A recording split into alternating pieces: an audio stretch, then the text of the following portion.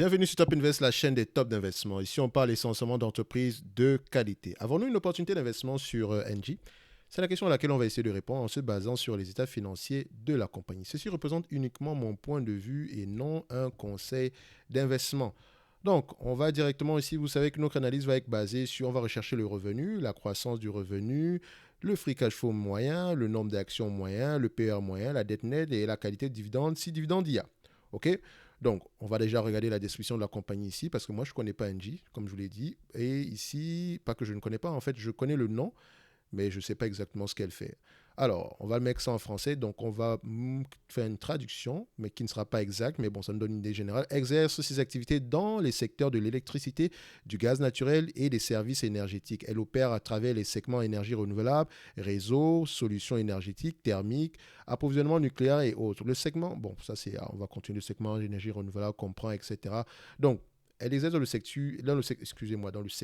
mon Dieu, dans le secteur des énergies. Ok, donc vraiment, elle est considérée comme une utility ici. Donc, il faut aller regarder la spécificité de ce qu'elle fait exactement. Est-ce qu'elle est mondiale, les choses comme ça, ou bien est-ce qu'elle est uniquement liée à la France. Ok, donc comme je vous l'ai dit, je vais juste regarder les chiffres ici. Si les chiffres me plaisent, j'approfondis ma recherche au niveau de la compagnie de manière qualitative. Okay? Mais si les chiffres ne me plaisent pas, je passe à autre chose. Donc, c'est à ça que sert notre exercice. C'est pouvoir enlever le E. Voilà, on est là pour trier en fait les bonnes entreprises des mauvaises entreprises. Et déjà, une bonne entreprise, ça peut se voir déjà avec les chiffres. On gagne du temps. Donc, on va sur les revenus ici. C'est la première chose qu'on recherche. Est-ce qu'on a des revenus stables ou croissants dans le temps? C'est ce qu'on recherche. Donc, on clique sur revenus, 12 derniers mois, on le met en histogramme, boum, voilà ce qu'on obtient et on va un peu l'agrandir.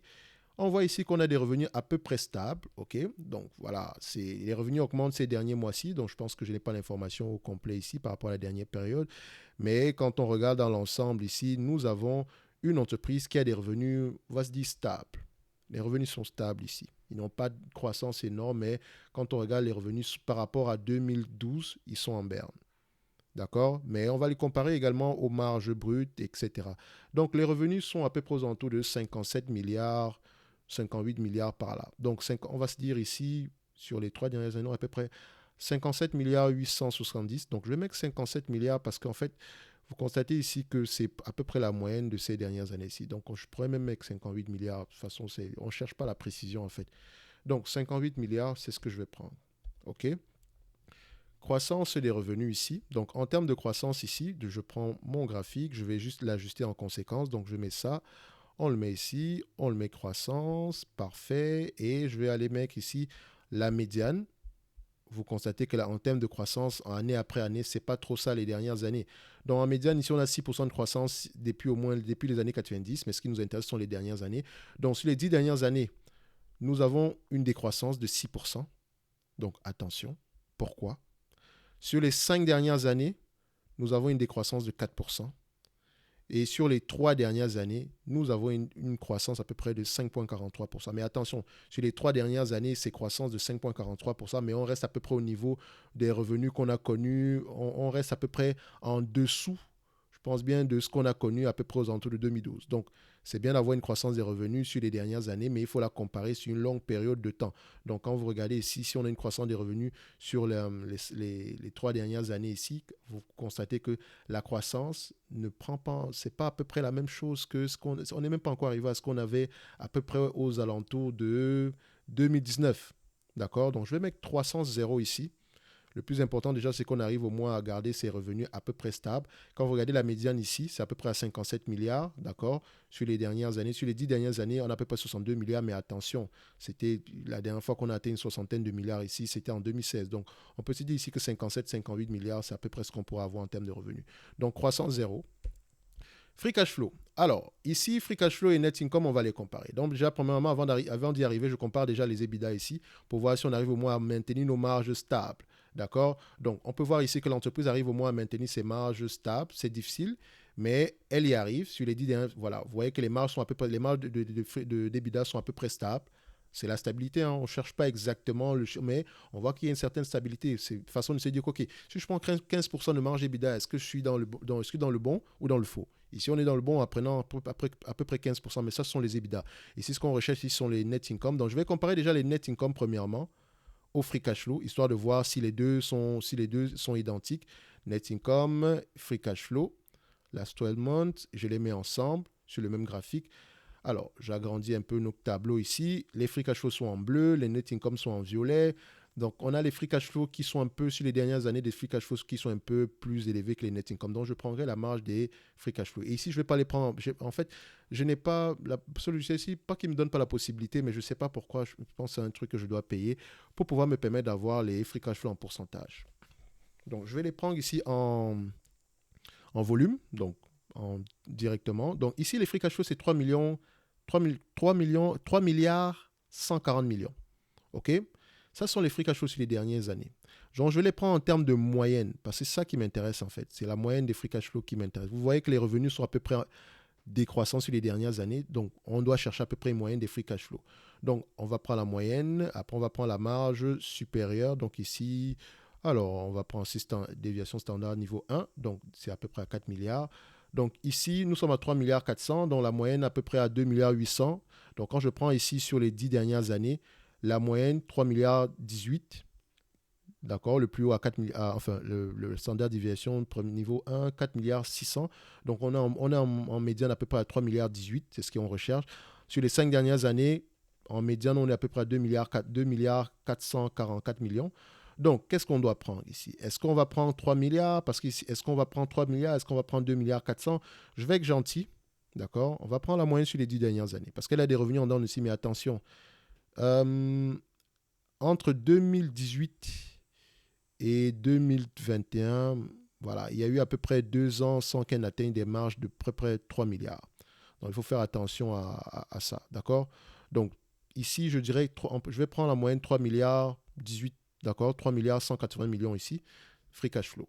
3,18 en termes de milliards, free cash flow. Nombre d'actions. OK, est-ce qu'on a un nombre d'actions qui diminue?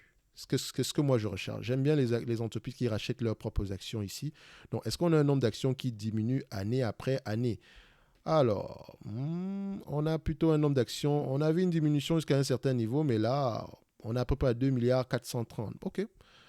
On va se dire que c'est une stagnation. Peut-être qu'elle a fait des acquisitions ou des choses comme ça. Il faudrait vérifier pourquoi est-ce que le nombre d'actions a augmenté. Donc ici, on va se mettre à peu près à 2 milliards 430. Et je rappelle que si elle a fait une acquisition entre-temps, je n'ai pas cette information dans les chiffres, d'accord? Donc faites attention. Donc, parfois, une entreprise en train de faire une acquisition qui va transformer totalement les revenus ici.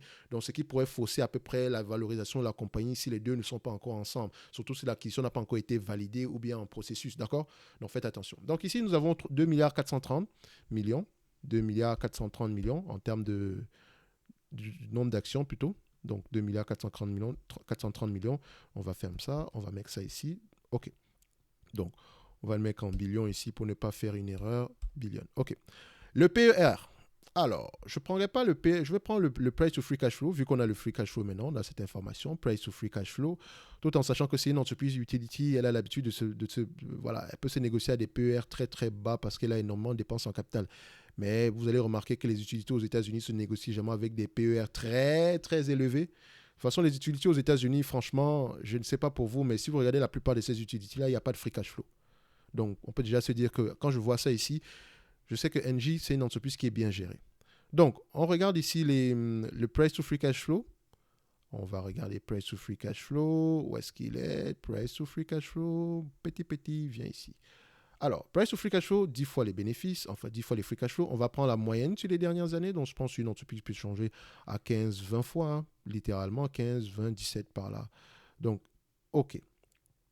Je peux également prendre la moyenne juste pour... Voilà, on va le faire comme ça. OK, donc la médiane, c'est 10 fois les bénéfices, 10 fois les free cash flow. Ça, c'est sur les 10 dernières années. Sur les 20 dernières années, on a une médiane à peu près à 10 fois les bénéfices. Sur les 5 dernières années, on a une médiane à 12 fois les bénéfices.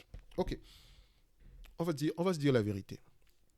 Je pense ici que nous avons une entreprise qui peut littéralement s'échanger à des free cash flow plus élevés. En prenant 10 fois les bénéfices sur cette entreprise-ci, je sous-paye. Et je sais déjà que je suis en train de sous-payer. Pour moi, c'est déjà même une aubaine en ce moment quand je me rends compte qu'on me vend cette entreprise à 10 fois les free cash flow. On va voir si elle a une énorme dette. D'accord? Donc, on continue. Je vais prendre 10 fois les bénéfices. Et vous savez que c'est pas dans 10 fois les bénéfices déjà. À 10 fois les bénéfices, je ne prendrai même pas en considération la dette nette. D'accord? Donc, n'oubliez pas ça. Donc, ici, si elle a une dette, bien sûr, mais si elle a du cash net, je vais prendre en considération le cash net. Donc, je vais prendre un PER de 10. Et j'ai bien précisé qu'en prenant un PER de 10, c'est même une insulte. OK? Déjà, je me pose la question, pourquoi est-ce qu'elle est sous-évaluée? Pourquoi est-ce qu'on la décote autant? Je ne comprends pas. Donc, après ça, qu'est-ce qu'on remarque? Qu'est-ce qu'on va aller regarder? On va regarder la dette nette. Est-ce qu'on a une dette nette qui est stable ou croissante? On regarde ici. On a une dette nette ici. Oh, attends, attends, on a une dette nette de moins 14 milliards. Attendez, il y a quelque chose qui ne fonctionne pas ici. Moins 14 milliards de dette nette, c'est bizarre. NG a une dette nette de moins 14 milliards. NG, Yahoo Finance. Yahoo Finance. Une dette nette de moins 14 milliards. OK, on va aller regarder ça ici. Je ne doute pas de ce qui est présentement là, mais j'aime toujours vérifier. Je vais aller voir si Yahoo me donne à peu près la même information. OK? Parce que ce logiciel-ci, il est quand même assez robuste, donc parfois il a majoritairement de bonnes informations. Mais on va quand même vérifier sur Yahoo Finance. D'accord? Alors, Yahoo Finance ici, qu'est-ce que j'ai? Qu'est-ce que j'ai sur Yahoo Finance? Alors, ici, quarterly, ça peut être long. Oh, donne-moi le quarterly. Parfait. Net debt, voilà. Il me met 24 milliards. OK, voilà ce qui me dérange généralement. Donc, voilà ce que je suis obligé d'aller sur les rapports financiers pour aller chercher la bonne information. Parce que si on se fausse littéralement sur la dette nette, ça va nous donner une mauvaise information par rapport à la valorisation de cette compagnie-ci. Et je n'aimerais pas faire une erreur par rapport à la valorisation de la compagnie. US est négocié à des PER très très bas, mais ça peut être dû au fait qu'elle soit très endettée également. Or, ici, on me mentionne qu'elle a une dette nette positive, négative, c'est-à-dire qu'elle a plutôt du cash net ici. Donc, on va aller regarder au niveau des publications. Alors, finance directement. Je vais regarder le dernier trimestre ici, résultat H1, accéder aux documents. On va mettre ça ici, accéder aux documents. Voilà, résultat financier, H22. Alors, ici, on va mettre ici, databook, analyse, rapport financier semestriel. C'est ce qui m'intéresse. Et on va aller voir la page ici, directement au niveau des bilans. Donc, je le fais ici en live parce que je n'ai pas vérifié la dette nette de l'entreprise ici, mais je sais également qu'il ne faut pas être à la merci des logiciels. Il faut toujours questionner. Quand vous faites la recherche, allez toujours recoller les informations avec ce que vous allez voir sur les rapports financiers. Parce qu'à la fin de la journée, le dernier mot, ce sont les rapports financiers. Donc, on va aller regarder ici directement le bilan de l'entreprise. Transactions, provisions, notes, ça ce sont les notes, état de compte de résultat global, situation financière, état sur résultat global, flux de trésorerie, compte de résultats, ok, où est le bilan? Donc on va aller regarder directement cette page, chiffre d'affaires, c'est pas ça qui nous intéresse, éléments recyclables, on va actifs, ok, parfait. Donc ici, qu'est-ce que je regarde? Premièrement, au niveau des actifs, actifs courants, qu'est-ce que je vais aller remarquer? Classés comme détenus en vue de vente, ok. Trésorerie, équivalent de trésorerie, peut-être 14 milliards ici. Autre actif courant, qu'est-ce que c'est? Actifs et contrats, créances, instruments financiers dérivés. Qu'est-ce que c'est exactement? C'est quoi ces instruments financiers dérivés là? Parce que ça pourrait impacter négativement la valorisation de la compagnie. Donc, il faut aller regarder ça ici. Donc, on va prendre la trésorerie ici qui est aux alentours de 12 milliards, 14 milliards. OK. 14 milliards. Le passif, emprunt à court terme, instruments financiers dérivés. Qu'est-ce que c'est? Fournisseurs et créanciers. OK. Passif courant, autre passif courant. Donc, emprunt, emprunt à long terme, 28 milliards, instruments financiers dérivés. En fait, c'est un peu compliqué, c'est un peu bizarre, c'est la valorisation de cette compagnie-ci. Alors, la dette ici ne prend pas en considération, enfin, pas qu'on ne prend pas en considération. Il faudrait vraiment que je m'asseye pour aller lire, en fait, surtout les notes 12 ici, pour essayer de comprendre quelle est la véritable dette nette de l'entreprise ici. Est-ce qu'elle mentionne également cette dette nette-là dans ses rapports financiers? On va regarder le communiqué de presse ici, histoire de voir si elle nous a présenté la dette nette, parce que parfois également elle mentionne cette information-là. Communiqué de presse, on va peut-être regarder la présentation. Hein. Alors, communiqué de presse, on va regarder la présentation, résultats financiers, communiqué de presse. Donc, présentation de l'entreprise ici, prépublication, présentation. Alors, je cherche la dette, hein. C'est un parcours du combattant. Je n'aimerais pas même me retrouver avec une dette nette qui n'est pas la bonne parce que ça pourrait fausser littéralement tout le résultat. Après, également, je peux faire sans la dette. Hein. De toutes les façons, je vais vous montrer comment ce que je vais faire si je ne trouve pas l'information. Donc, je fais contrôle, je fais la recherche directement, je mets dette. Dites-moi que vous avez parlé de la dette ici. Waouh. Dans tout ce bilan, il n'y a pas de dette. OK. Euh, on va regarder. Je regarde ça rapidement, hein. Economic net debt inférieur ou égal à 4 fois les EBITDA target. Actuellement, Economic net debt est à peu près à 3 fois les EBITDA ici. Donc, la dette nette, la dette nette économique ici est à peu près à 3 milliards. Donc, on va regarder ici la dette nette. Est-ce qu'on a l'information en question? En progrès, donc il compte baisser, inférieur à 4, donc ils vont augmenter la dette ici. Donc il y a de la dette ici, faites attention. Donc on est également dans les énergies renouvelables. Généralement, l'énergie renouvelable, ça ne rapporte pas beaucoup d'argent, ça demande beaucoup d'investissement, mais ça pourrait littéralement rapporter beaucoup d'argent parce que les marges sont élevées. Il ne faut pas qu'on fasse la même erreur avec l'entreprise. Comment elle s'appelait encore cette entreprise-là? Je pense que c'était Voltalia, un truc comme ça, je ne me rappelle même plus. On avait étudié 2 entreprises ici qui exerçaient dans le secteur des énergies renouvelables et j'avais fait une erreur par rapport à l'analyse ici, sans prendre en considération le fait que les marges pouvaient augmenter. D'accord? Donc, économique net dette ici, voilà. La net dette ici est aux alentours de 26 milliards. D'accord? Oh, j'avais écrit dead. Oh, c'est pour ça que je n'ai pas trouvé l'information. Oh, mon Dieu. Donc, la net dette ici est de 26 milliards. Donc, il y a une dette nette. On a une dette nette ici. Donc, c'est toujours bien de vérifier parce que ça allait fausser littéralement le résultat. On a 26 milliards de dette nette. C'est la raison pour laquelle je pense que l'entreprise ici est généralement sous-évaluée parce que le ratio prend en considération déjà la dette. Parce que ça, c'est une entreprise qui ne peut pas s'échanger à 10 fois les bénéfices. Je pense qu'à 17 fois les bénéfices, même, c'est déjà assez correct. Mais je n'aimerais pas prendre ce que le marché ne prend pas en considération. OK? On va faire simple.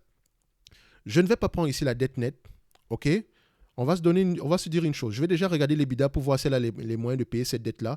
Donc l'EBITDA ici est près de 15 milliards. On a une dette nette à peu près de 26 milliards ici. Donc on est inférieur à 3 fois la dette nette ici. Donc on est correct. D'accord? Donc on va se dire ici que la dette nette ici est correcte. Donc la dette est totalement gérable. Donc maintenant, pour évaluer l'entreprise ici, qu'est-ce qu'on observe? Alors, on va aller regarder les free cash flow directement. On avait pris ici des free cash flow de combien? Des free cash flow de 2 milliards, 3 milliards 118 milliards, 2 milliards, excusez-moi, 3 milliards 180 millions. À 10 fois les bénéfices ici, on sera à 31 milliards 800 millions. Donc, je prendrai ici une valorisation à 10 fois les bénéfices, 10 fois les free cash flow, tout en vous mentionnant que ces free cash flow-là, franchement, cette entreprise devrait s'échanger au moins à 15 fois les free cash flow. Je ne sais pas pourquoi le marché présente une décote sur cette entreprise-ci, surtout que la dette est complètement gérable. OK? C'est une belle entreprise. En tout cas, moi, j'aime ce que je vois présentement ici. D'accord? J'aime ce que je vois présentement ici. Je ne prendrai pas la façon d'évaluer que j'ai l'habitude d'utiliser ici, juste parce que je pense que le niveau de dette ici est déjà pris en compte au niveau des PER. Donc, je vais prendre directement des PER de 10 ici parce que je pense que des free cash flow de 10 pour cette compagnie ici, franchement, c'est pas une compagnie cyclique en même temps. Donc, pourquoi est-ce qu'elle va prendre des free cash flow de 10? Elle n'est pas très endettée si vous prenez en considération les EBITDA ici. Donc, pourquoi est-ce qu'on va prendre pourquoi est-ce qu'elle va s'échanger avec une valorisation pareille? Mais bon, je n'aimerais pas mettre des PER ici de 20 fois les bénéfices et que le marché ne paye jamais 20 fois les bénéfices, d'accord? Donc, au risque de me tromper, je préfère me limiter à des price to free cash flow ici, d'accord? Tout en sachant que ça peut aller plus haut, on peut avoir des price to free cash flow plus élevés que ça. Donc, en date d'aujourd'hui, je pense que NJ représente une opportunité d'investissement. À payer 10 fois les bénéfices, à 8 fois les bénéfices pour cette compagnie-ci, c'est une aubaine. Maintenant, on va parler du dividende. On a à peu près ici un dividende qui représente 6,55% ici. En termes de dividende, ici, ça représente combien? Quelle est la dépense en termes de dividende ici annuellement? On va mettre last 12 months ici pour le dividende ici. Alors, on ferme ça, on regarde le dividende, on prend sur une longue période de temps. On voit ici que ce dividende-là, annuellement, je vais le mettre annuellement ici. Donc, voilà. C'est un dividende également qui en donne ici. Parfois, il paye 3 milliards, mais sur les dernières années, le dividende est plutôt décroissant. En date d'aujourd'hui, il est à 2 milliards. Quelle est la moyenne? Moi, je n'ai pas envie d'investir dans une compagnie qui va me donner un dividende de 2 milliards aujourd'hui. L'année prochaine, va me donner un dividende de 1 milliard. Donc, il faut que j'essaye de déterminer s'il y a une certaine moyenne pour le dividende au moins. D'accord? Donc, ici, le dividende représente à peu près 6,55%. Il est safe. 2 milliards moins 3 milliards, 3 milliards 180 millions. Il nous reste 1 milliard 180 millions ici. Donc ici, en termes de moyenne, on va regarder juste la moyenne du dividende ici pour voir à peu près la médiane. Quelle est la médiane? À peu près aux alentours de 2 milliards par là sur les 10 dernières années. OK? Donc, si on prend les 5 dernières années ici, on a 1,74 milliard. Donc, voilà, on peut se dire que le 2 milliards ici, c'est totalement gérable. D'accord? Donc, on n'aimerait pas avoir un dividende plus élevé que 3 milliards ici. Donc, sauf si c'était un dividende spécial. Donc, faites attention à ça. Donc, Engie, ici, on va se dire qu'on a une opportunité d'investissement. La valorisation de la compagnie, ici, on va se dire qu'au prix actuel, d'accord, la valorisation de la compagnie, enfin, 100, 300, on va faire 310, 380 ici. Donc, divisé par le nombre d'actions ici. Donc, on a un nombre d'actions à combien? À peu près ici, aux alentours de 2 milliards 430. Donc, divisé ici par 2 milliards 430. Donc, on a un nombre d'actions ici. Donc, la valorisation aux alentours de 13 dollars l'action. Et tout en vous mentionnant que cette valorisation-là devrait être nettement plus élevée que ça, parce que ça revient ici à payer l'entreprise ici pour 10 fois les bénéfices, qui veut dire 10 fois les free cash flow, ce qui veut dire que si elle vous reverse la totalité des free cash flow en dividendes, vous avez un rendement de 10%. Même si le prix n'augmente plus, ça ne me dérange pas. Est-ce que le dividende, il est safe ici? C'est correct. D'accord? Mais je pense que le prix de cette action va tendre à augmenter. C'est une entreprise qui devrait plutôt racheter ses actions. Parce que quand on a des actions aussi dépréciées, c'est bien de payer un dividende, mais il faut racheter les actions. Ça va forcer l'entreprise, ça va forcer le marché à revaloriser l'entreprise rapidement. Si elle, si elle coupe le dividende et qu'elle paye plutôt et qu'elle repaye plutôt les actions ici, elle a la capacité de baisser le nombre d'actions de 6,55% annuellement. Ce qui fera croire que le prix de l'action, donc admettons qu'on s'échange toujours à 10 fois les bénéfices ici, donc ça donne la même chose. Hein. Ça va permettre d'augmenter à peu près à 6,55% chaque année. Ça, c'est si elle paye à peu près, si elle reverse à peu près 2 000, si elle rachète les actions à peu près pour 2 milliards chaque année au lieu de payer le dividende. Dans tous les cas de figure, vous avez 6% de rendement chaque année. Ce dividende-là, il est safe. Vous avez une belle entreprise ici. Sauf maintenant, le prix actuel est totalement correct. On va se limiter là. On va se donner rendez-vous sur la prochaine vidéo. Et d'ici là, portez-vous bien. Merci.